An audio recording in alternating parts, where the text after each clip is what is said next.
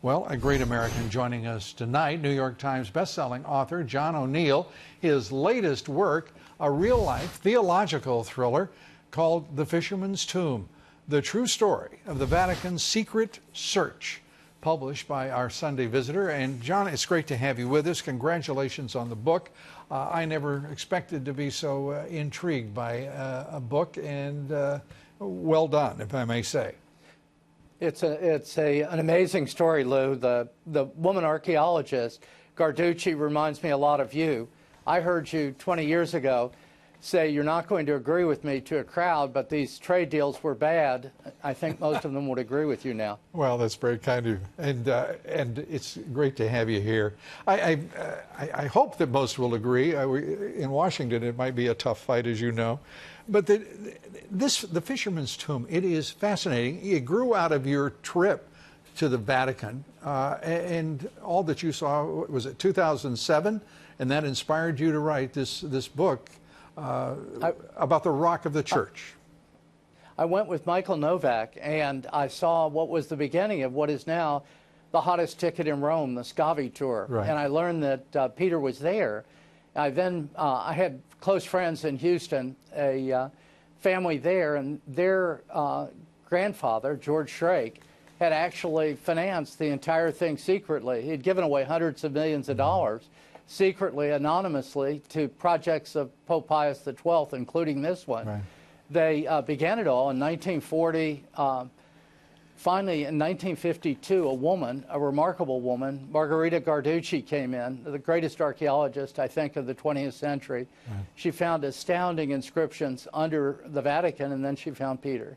And as you note, Margherita Garducci was also extraordinary in the discoveries that she had made as an archaeologist, and a very impressive woman who took on this task, replacing two folks that the Pope had assigned, who were from the Vatican and not particularly astute, if I can put it that way, archaeologists, as they searched for proof that St. Peter was actually, his remains were beneath the Vatican.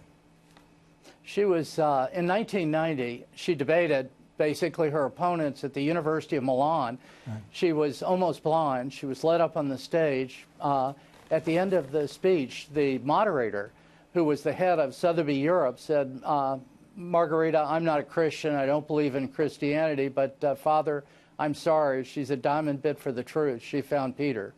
And she did. And that, of course, has now been acknowledged by Pope Francis. The story itself is amazing. The inscriptions are absolutely astounding that she uncovered and decoded. She had to travel really all over the Roman world in order to fully decode the early inscriptions. The Christians had to write and code because they were being killed by the Romans. Not too much different than we saw from ISIS in the Middle East. Right, and the persecution, as you note in your book, continues, and you are contributing all of the proceeds from your book. And let me say again, The Fisherman's Tomb, to the cause of those Christians who are being persecuted.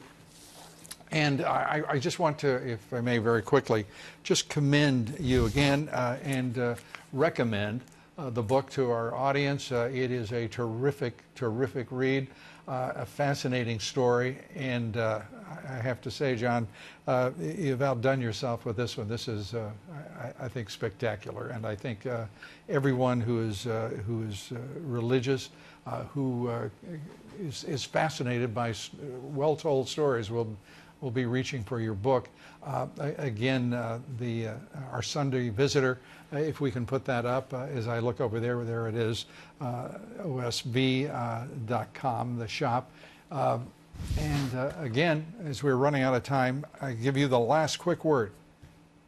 Well, it's an amazing story. It's in a time of such vulgarity, it's fun to touch the eternal a little bit. When you look at the inscriptions that were inscribed down there in the 1st and 2nd century, that's what you're really doing. You're touching the eternal.